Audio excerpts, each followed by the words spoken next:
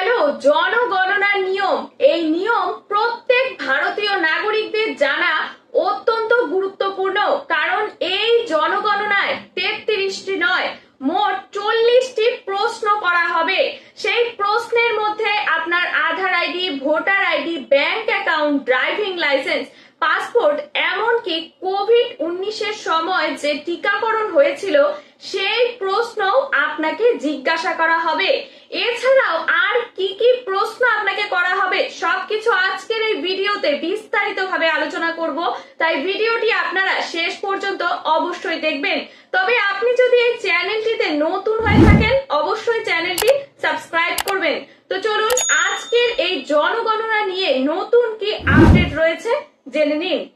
প্রথমেই বলে রাখি যে আপনারা তো জানেন 1 আগস্ট থেকে জনগণনা শুরু হয়ে গিয়েছে, কিন্তু এবার যে বাড়ি বাড়ি ভেরিফিকেশন শুরু হবে সেই ভেরিফিকেশনে গণনা কর্মীরা এসে আপনাদের 2টি ধাপে জনগণনা করবে। তারা 2টি ধাপে আপনাদের ফর্ম ফিল আপ করবে। কিভাবে দেখুন, আগে কিন্তু কথা ছিল যে জনগণনায় মোট 33টি প্রশ্ন করা হবে, কিন্তু এবার 33টি নয় মোট 40টি প্রশ্ন করা হবে। সেই প্রশ্নগুলি কি কি এক এক করে জেনে নিন। প্রথমেই রয়েছে যে আপনার আপনার পরিচয়, মানে প্রথমেই আপনার নাম, ঠিকানা, পরিবারের প্রধানের নাম, আপনার সম্পর্ক, এমনকি জন্ম তারিখ, বর্তমান বয়সের মতো সাধারণ তথ্য নেওয়া হবে। এর সঙ্গে আপনার বৈবাহিক অবস্থা জানতে চাওয়া হবে, অর্থাৎ আপনি অবিবাহিত নাকি বিবাহিত, বিধবা বা বিবাহ বিচ্ছিন্ন, এই ধরনের তথ্যও কিন্তু গণনা কর্মীরা আপনার কাছে জানতে চাইবেন।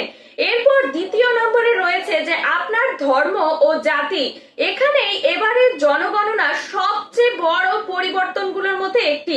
দেখুন, আপনার ধর্ম সম্পর্কে তথ্য নেওয়ার পাশাপাশি কাস্ট মানে জাতি সম্পর্কেও তথ্য সংগ্রহ করবে গণনা কর্মীরা, অর্থাৎ শুধুমাত্র এসসি বা এসটি এর তথ্য নয়, সাধারণত জাতি সম্পর্কেও তথ্য নেওয়ার ব্যবস্থা হয়েছে।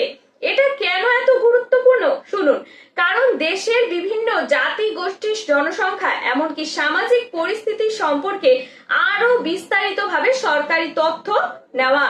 এরপর তৃতীয় নম্বর কি কি প্রশ্ন আপনাকে করা হবে দেখুন, আপনার বাবা মা এমনকি পরিবার।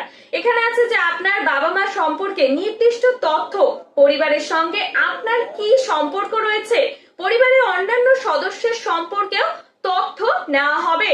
অর্থাৎ শুধু আপনি কে সেটা নয়, আপনি কোন পরিবারের সেটাও জনগণনার কর্মীরা জিজ্ঞাসা করবেন। চতুর্থ নম্বর রয়েছে যে আপনি কতদূর পড়াশোনা করেছেন, আপনার সর্বোচ্চ শিক্ষাগত যোগ্যতা কতদূর, আপনি কি নিয়ে পড়াশোনা করেছেন, কোন ভাষা জানেন, আপনার মাতৃভাষা কি, এই ধরনের তথ্যও কিন্তু গণনা কর্মীরা নেবেন। অর্থাৎ দেশের মানুষের শিক্ষার অবস্থা, ভাষাগত পরিস্থিতি বোঝার জন্য এই তথ্য ব্যবহার করা হবে। এরপর প্রশ্ন কি হবে যে আপনি কি কাজ করেন।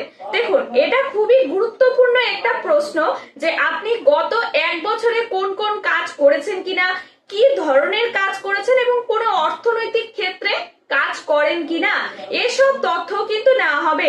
এমনকি কর্মস্থলে কিভাবে যাতায়াত করেন, কর্মস্থল কতটা দূরে, এই ধরনের তথ্য কিন্তু গণনা কর্মীরা আপনার কাছে জিজ্ঞাসা করবেন। ভাবুন তো, আপনার পড়াশোনা থেকে শুরু করে আপনি কি কাজ করেন এবং কাজের জায়গায় কিভাবে যান, এই সব তথ্যগুলোও কিন্তু এবার থেকে গণনা কর্মীরা আপনাকে জিজ্ঞাসা করবে। এরপর রয়েছে আপনি আগে কোথায় থাকতেন, এখন যেখানে বসবাস করছেন আপনি কি আগে অন্য কোথাও বসবাস করতেন, সেই প্রশ্নও কিন্তু গণনা কর্মীরা আপনার কাছে জিজ্ঞাসা করবে। আপনি আগে কোথায় থাকতেন, দেখুন এখানে বলেছে যে কতদিন ধরে বর্তমান জায়গায় আপনি থাকছেন, কোন জায়গায় বা কোন জায়গায় অন্য কোনো জায়গায় আগে থেকে এসেছেন কিনা, এই তথ্যগুলো কিন্তু অত্যন্ত গুরুত্বপূর্ণ, কারণ এর মাধ্যমে সরকার বুঝতে পারবে যে দেশের কোন এলাকা থেকে মানুষ অন্য এলাকায় বেশি যাচ্ছে এবং কেনই বা যাচ্ছে। 7 নম্বর হচ্ছে মহিলাদের ক্ষেত্রে অতিরিক্ত কিছু তথ্য কিন্তু জিজ্ঞাসা করা হবে। কি কি এখানে বলেছে, বিবাহিত, বিধবা বা বিবাহ বিচ্ছিন্ন মহিলাদের ক্ষেত্রে সন্তান সম্পর্কিত কিছু তথ্য নেওয়া হবে, যেমন বর্তমানে কতজন সন্তান রয়েছে, তার সাম্প্রতিক সময়ে কোনো সন্তান জন্ম হয়েছে কিনা, এই ধরনের তথ্য কিন্তু গণনা কর্মীরা নেবেন। এরপর রয়েছে Aadhaar ID, voter ID, bank account নিয়ে প্রশ্ন থাকবে। এটা তো আগেও ছিল যে Aadhaar ID, voter ID, bank account. এবার আসে যে বিষয় নিয়ে মানুষের মধ্যে সবচেয়ে বেশি উত্তেজনা বা কৌতূহল রয়েছে। দেখুন, এবারের জনগণনা সেন্সাসে এর প্রশ্নমালায় Aadhaar, voter ID, passport, bank account, driving licence, এমনকি কোভিড এর সময় টিকাকরণের মতো বিষয়ও কিন্তু রাখা হয়েছে। বিভিন্ন রিপোর্ট উল্লেখ করা হয়েছে। তবে এখানে একটা বিষয় খুবই গুরুত্বপূর্ণ, এমনকি এটা আপনাদের জানা অত্যন্ত গুরুত্বপূর্ণ। দেখুন, সেন্সাস মানে কিন্তু নাগরিকত্ব যাচাই করার প্রক্রিয়া নয়। এখানে বলেছে যে জনগণনার মূল উদ্দেশ্যই হলো দেশের মানুষের সম্পর্কে পরিসংখ্যানগত সংগ্রহ করা, মানে তথ্যটা ওরা সংগ্রহ করবে। তাই জনগণনায় কোনো প্রশ্ন আপনাকে করা হচ্ছে মানে যে আপনার নাগরিকত্ব নিয়ে কোনো প্রশ্ন উঠবে, এটা কিন্তু ভাববেন না। সব মিলিয়ে এবারে যে জনগণনা হবে এটা কিন্তু খুবই গুরুত্বপূর্ণ তথ্য সংগ্রহ করা হবে। এখানে আপনার পরিচয়, আপনার বয়স, বৈবাহিক অবস্থা, ধর্ম, জাতি, শিক্ষা, ভাষা, পেশা, জন্মস্থান, কোথা থেকে কোথায় এসেছে, এই ধরনের বিভিন্ন তথ্যের মাধ্যমে কিন্তু দেশের একটা বিস্তারিত ছবি তৈরি করা হবে। আপনার সবচেয়ে বড় পরিবর্তন হলো যে এবারের কাস্ট এনুমারেশনের মতো জনগণনার অংশ হচ্ছে, বুঝতেই পারছেন। তাই 33টা নয়, এবার যে পপুলেশন এনুমারেশন জন্য মোট 40টি প্রশ্ন কিন্তু করা হবে। এবারে জনগণনার সময় আতঙ্কিত হওয়ার কিন্তু কোনো কারণ নেই। এই 40টি প্রশ্ন করা হয়েছে জন্য আপনারা কিন্তু আতঙ্কিত হবেন না।